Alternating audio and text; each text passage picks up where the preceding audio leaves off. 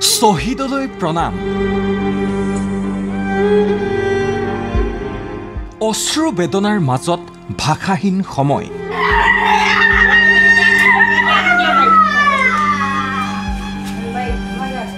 এই মৃত্যু নিঃসন্দেহেই অপৰাজেয়, কিন্তু এই পৰিৱেশ অবাঞ্ছিত, দুঃসহ, একেবাৰেই অনাকাংক্ষিত।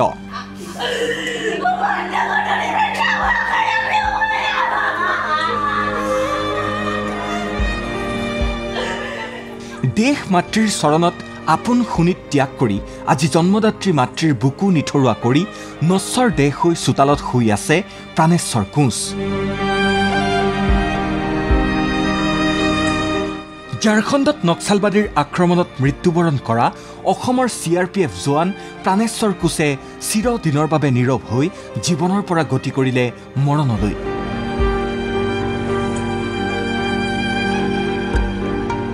কোকৰাঝাৰৰ মাগুৰমাৰীৰ ৰাভাপাৰাৰ নিজ গৃহত এয়া বৃহস্পতিবাৰৰ পৰিৱেশ।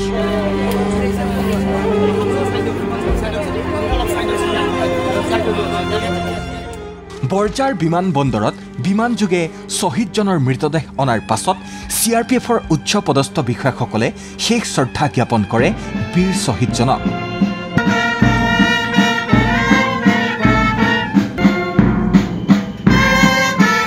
অনাকাংক্ষিত চিৰবিদায়ৰ খবৰে ইতিমধ্যে শোকৰ সাগৰত ডুবাই ৰখা জন্ম গাঁওখন, পৰিয়ালটোৰ শোক যেন দুগুণ হ'ল ঘৰৰ ল'ৰাজন নশ্বৰ দেহ হৈ অনাৰ পাছতেই।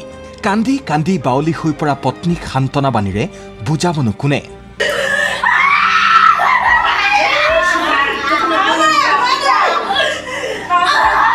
4-5 বছৰীয়া একমাত্ৰ পুত্ৰই চাগে এতিয়াও গমেই পোৱা নাই এই বিদায়ৰ মৰ্ম।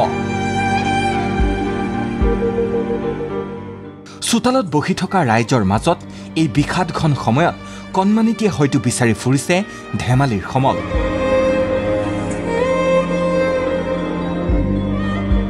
ঘৰখন, পৰিয়ালটিৰ হাঁহি ধেমালি সকলো মষিমূৰ কৰি তেজাল যুৱকজনে দেশৰ বাবে এৰিলে প্ৰাণ। চিন্তা চেতনাত বজ্ৰসম দৃঢ়তা ৰাখিও বেদনাত হাহাকাৰ শ্বহীদজনৰ পিতৃ মাতৃ।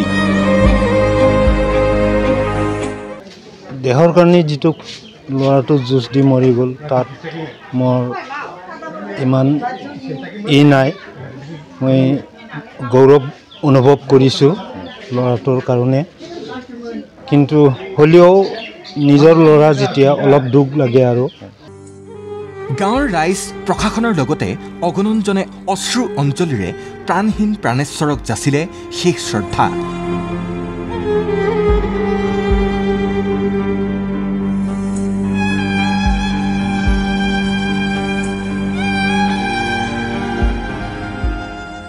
এফালে দেশমাতৃৰ হৈ প্ৰাণত্যাগৰ গৌৰৱ, আনফালে আপোনজনক চিৰবিদায়ৰ দুঃসহ বেদনা। মৃত্যু নামৰ ঘনঘোৰ এন্ধাৰৰ অন্তহীন গহ্বৰত হেৰাই গ'ল এটি জীৱন।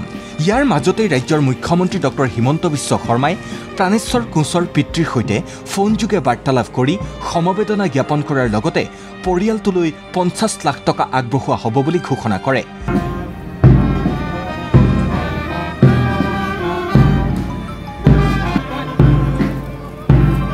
আনহাতে মন্ত্ৰী উৰ্খাও গৌৰা ব্ৰহ্মই সদৰি কৰিলে পৰিয়ালটোৰ এগৰাকী সদস্যক চৰকাৰী চাকৰি দিয়াৰ কথা। असम की गौरवशाली परंपरा देश के सुरक्षा में प्राणों की आहुति की रही है, उस कड़ी में एक ये कदम है। CRPF, असम और भारत सरकार की ओर से हम उनके परिवार को सभी सपोर्ट, और मुख्यमंत्री असम ने उनके परिवार के लिए एक नौकरी और 50 लाख की घोषणा भी की है। নক্সালবাদীৰ সৈতে হোৱা সংঘৰ্ষত বীৰত্বৰে যুঁজি দেশৰ নামত প্ৰাণাহুতি দিয়া শ্বহীদ প্ৰাণেশ্বৰ কোঁচক অজস্ৰজনৰ শেষ শ্ৰদ্ধাঞ্জলিৰ পাছত সামৰিক মৰ্যাদাৰে সম্পন্ন কৰা হ'ল অন্ত্যেষ্টিক্ৰিয়া।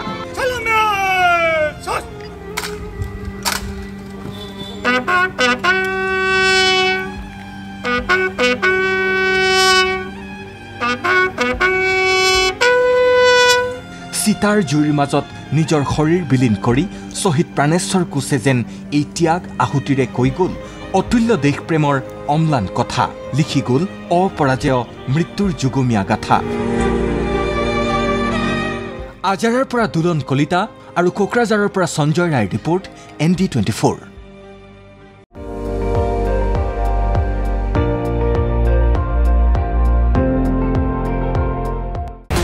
আপুনি চাই আছে ND24 সৰ্বশ্ৰেষ্ঠ নহয় সৰ্বোত্তমৰ দৌৰত